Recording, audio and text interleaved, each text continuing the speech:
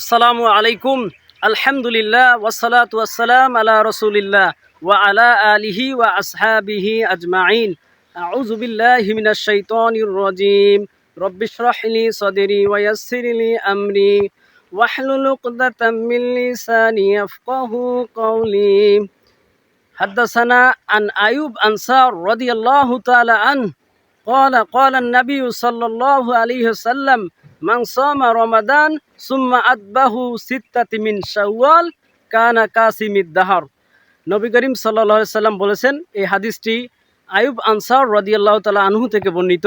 নবী করিম সাল্লাল্লাহু আলাইহি সাল্লাম বলছেন, যে ব্যক্তি রমজানের রোজাগুলো পূর্ণ করলো এবং শাওয়াল থেকে 6টি রোজা পূর্ণ করলো, সে যেন সারা বছর রোজা রাখলো। সহিহ মুসলিম 1164। সুবহানাল্লাহ। আসুন এই হাদিসটিকে আমরা কোরআন দিয়ে প্রমাণ করি। আল্লাহ সুবহানাহু ওয়া তাআলা সূরা আনআমের 160 নম্বর আয়াতে বলছেন, যে কেউ নেকির কাজ করবে তাকে 10 গুণ বৃদ্ধি করা হবে। তাহলে আমরা রমজানের 30 দিন রোজা রেখেছি, 30 গুণন 10 300 দিন, এবং শাওয়ালের 6টি রোজা 6 গুণন 10 60, অর্থাৎ 360 এক হিজরি, 1 বছর রোজা রাখার সওয়াব।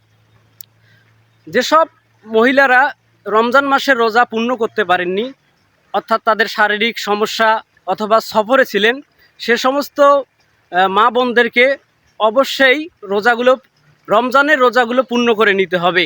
কারণ নবী করিম সাল্লাল্লাহু আলাইহি সাল্লাম বলছেন, কেউ অসুস্থ অবস্থায় অথবা শারীরিক দুর্বলতার কারণে যদি রোজাগুলো পূর্ণ করতে না পারে, আগামী রমজান আসার পূর্বেই সে যেন রমজানের রোজাগুলো পূর্ণ করে নেয়।